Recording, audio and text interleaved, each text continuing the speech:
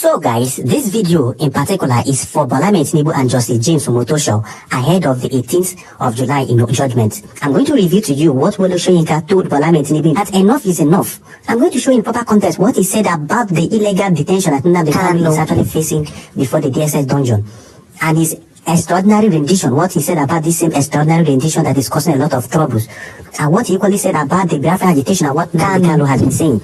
This particular man, bear in mind, is one of the best friends of Bola Tinubu, and that is why I'm telling Bola Tinubu he should listen to what Wole Soyinka, who is the noble laureate, said. Whether you like Wole Soyinka or not, let us check and dissect some of the things he said ahead of the judgment that Justice James Omotosho is going to give. Enough of this. People have spoken. Professor Lumumba have gotten a victory in Kenya for Nnamdi Kanu, and everybody has actually spoken, telling you, listen, stop keeping this man in detention and a lot of things. I'm not going to waste your time. Let me, categorically show you what Wole Soyinka said. Enough of all this rascality. Bola Tinubu and Justice James Omotosho should write their names in good books and do the needful.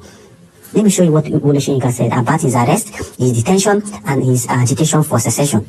Now let us start from Nnamdi Kanu's arrest. What Wole Soyinka said about the illegal rendition which the Kenyan government have ruled, which the Kenyan court has actually ruled in favor of Nnamdi Kanu. Now they said Soyinka, being Wole Soyinka, strongly criticized the Nigerian government extradition of Kanu from Kenya in June 2021, describing it as a kidnapping rather than a lawful interception.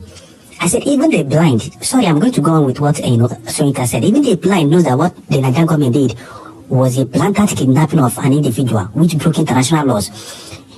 Wole Soyinka went for that to say, rather than a lawful interception, he argued, being Wole Soyinka, that this action was wrong both internationally and morally, stating in his own words, Wole Soyinka said, you can say intercepted as much as you want, but I think Kanu was kidnapped. That is wrong internationally and morally. He warned that there would be significant public outcry if the full details of Kanu's arrest were revealed, suggesting that the government's approach violated international law. This is what Wole Soyinka said, that he warned that there would be a lot of significant public outcry if the full details of how the Nigerian government tortured and maltreated Nnamdi Kanu in Kenya. And now the Kenyan court has actually exposed the maltreatment that Nnamdi Kanu got from the Nigerian government in their illegal collaboration with the Kenyan government, how they tortured Nnamdi Kanu for 8 good days without him having access to his lawyers or trials, which Justice MC Mbita, the presiding judge in Kenya, said this is nonsense and this is full-time barbaric, and fined the Kenyan government 10 million Kenyan shillings to be paid to Nnamdi Kanu, and warned them that the Nigerian government broke international laws. So Wole Soyinka saw this right from time and kept on shouting that this is not an extradition, rather this is more of a kidnapping, that you kidnapped and illegally abducted this particular man from Kenya. And for that reason, you are meant, as a matter of fact, and you are obliged to release him. This is the first thing that Wole Soyinka said about this same extradition, which has now been publicly proven, both in Kenya and in Nigeria, that Nigeria as a country broke international laws in abducting this particular man. Now, I'm going to show you other things that Wole Soyinka said, but on this particular regard, James Omotosho, I'm admonishing you and I'm putting this particular statement to you. Look at all this. This is a noble laureate. Lawyers have ruled. You are not, as a matter of fact, yes, we know that you have the independence to give your judgment, but look at all the public outcries on this case. Everybody have confirmed and authenticated that Nnamdi Kanu's arrest was illegal and it broke international laws. That means you can no longer build on illegality. You should no longer continue with this illegality and start building or continue building on illegality. You should actually, free this particular man on the 18th of July. Now let us check what Wole Soyinka, said on Kanu's continued detention. This is what he said last year when Tinubu was still the president. He said in May 2024 interview with Noble laureate Soyinka, they said Soyinka, asserted that keeping Kanu in prison was a big mistake, emphasizing that Kanu had the right to advocate for a separate Biafra nation, as he was never accused of physically bombing any place or killing anyone. Let me repeat this particular part for an explanation that I will make. That Kanu, as a matter of fact, that keeping Kanu in prison was a mistake, emphasizing that Kanu had the right to advocate for a separate Biafran nation, as he was never accused of physically bombing any place or killing anyone. This was a statement that Wole Soyinka made last year, and this has justified why Nnamdi Kanu's lawyers actually submitted a no-case submission, saying that their client, being Nnamdi Kanu, had no case to answer. Wole Soyinka is saying that all the allegations of bombing and killing that they said that Nnamdi Kanu did, that none of them directly indicted or directly indicted him. That most of them are hearsay. That he said that he was never accused of physically bombing any place or killing anyone. Never. And that is why the federal government is finding it difficult to prove their case. And that is why Nnamdi Kanu's legal team or legal counsel said, you people don't have any case to answer. You people don't have any case against our client. All the evidence you people brought, we are mercy, we are just hearsay evidence. The case of Onyami, when you people said that Nnamdi Kanu instructed one Onyami to buy about 2,000 people and all that, they asked you, where is your evidence? Were you able to interrogate this Onyami? They said no, that it was more of a Vanguard publication. They asked you, even in the same Vanguard publication that you brought, the Vanguard publisher said that this is just a mere allegation, that it is not a confirmed allegation, that it is just a mere allegation. Putting a disclaimer there. Then you people said that Nnamdi Kanu ordered the unalive of Gulag. They told you, bring a video where this particular man was, giving this particular order. They were unable to give that particular, evidence. So most of them, or most of the things, they were accusing Kanu of, we are just more or less hearsay, accusations, which is the same thing that Wole Soyinka was actually saying. That he was never accused of physically bombing any place or killing anyone. Let's go ahead with what Wole Soyinka said. He said, Soyinka, he reiterated his view that Kanu's rendition was a kidnapping, criticizing former President Muhammadu Buhari's administration for what he called an obsession with kidnapping people. Soyinka argued that Kanu's detention was counterproductive and that the government should try him on any legitimate charges rather than prolonging his detention with technical postponements, delays, and tactics.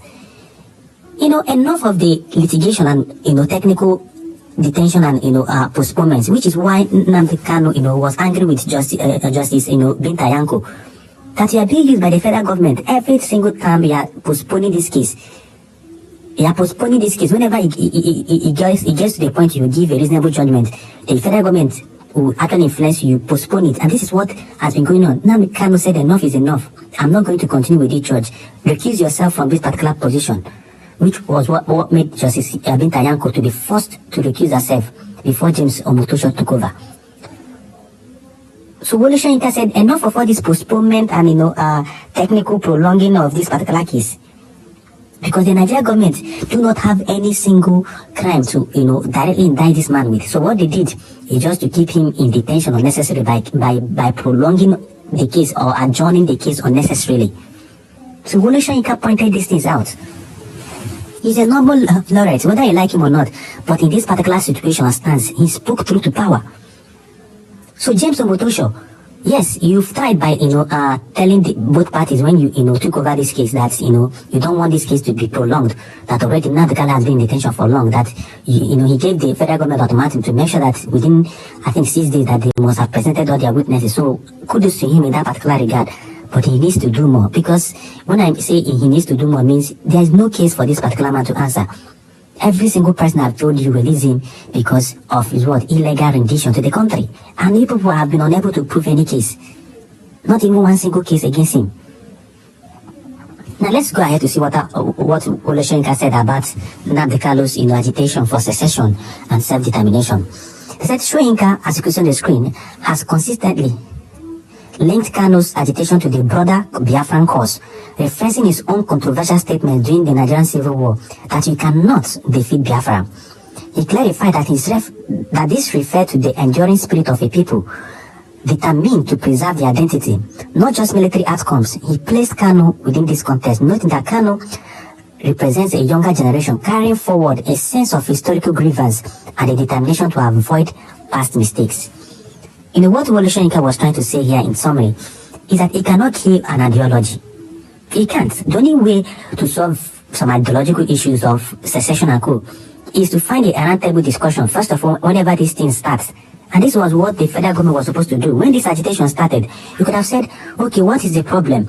Yes, you say that your people are marginalized. Where are your people marginalized? Which Nnamdi Kanu, spelled out for them. Look at the areas that my people are being marginalized. A sensible government could have said, okay, come, let us reach a consensus. I'm going to, solve this issue of marginalization, give the Igbos fair play and equal play in political positions, and, give them seaports and, dredge the Niger seaports and the Niger River, give them railway system and all that. That could have, dosed down the tension of secession. But they said no. Barry's intrinsic hatred for the Igbos, he didn't want to listen to anybody. He just decided to, go and use the military approach. So, this particular man, being Wole Soyinka, was analyzing and, saying that he cannot use military approach to solve this issue. That the issue of self-determination and an ideological issue, that Kanu even represents a broader people that have the same ideological, ideology. So even if you cage Kanu, a lot of people will still rise up, which is what Wole Soyinka was trying to say here. So this particular message, like I said earlier in the beginning of this video, is for James Omotosho and Bola Tinubu. When the whole world has actually, the UN has actually told you, see, stop trying this particular man, because what the Nigerian government did, do you know what it means to kidnap and abduct someone? Kidnapping is a very big offense on the international stage, and the Nigerian government did that, which has been established. So you going ahead to continue trying this particular man on the basis of this makes no sense. To tow the path of justice Anatu from Plateau State, that ruled, she was bold enough to rule that, see, the federal government told Barry and Co. in 2022, I'm not going to continue with this case, release this particular man. She gave that particular judgment and order that Nnamdi Kanu should immediately and imminently be released, and she quashed all the charges. So I'm admonishing James, Omotosho, to follow the path of justice. Listen to what these elders are saying, and not what some of the Northern Elders Forum and angry Northern Coalition groups and co are saying because of their hatred for this particular man being Nnamdi Kanu. And do the needful, uphold justice, and set this particular man to be free on the 18th of July, being this particular month. Write your name in good books. Everybody have told you his extraordinary rendition, his continued detention in DSS facility makes no sense. And his continued litigation of this particular case equally makes no sense. You people cannot keep on litigating the case as much as you want. No. There should always be an end to litigation. Don't take the path of Muhammad Buhari, who intentionally litigated this case to ensure that he punished Nnamdi Kanu in prison. That is the only reason they kept him there for so long as this. No case, has been so long like this before. Well, I'll keep you guys posted. I would like you guys to drop your comments, subscribe to our channel if this is your first time of coming across a video, and don't forget to drop your comments in the comment section and click on the notification button so I can notify whenever we drop important political updates and gist like this. See you guys later.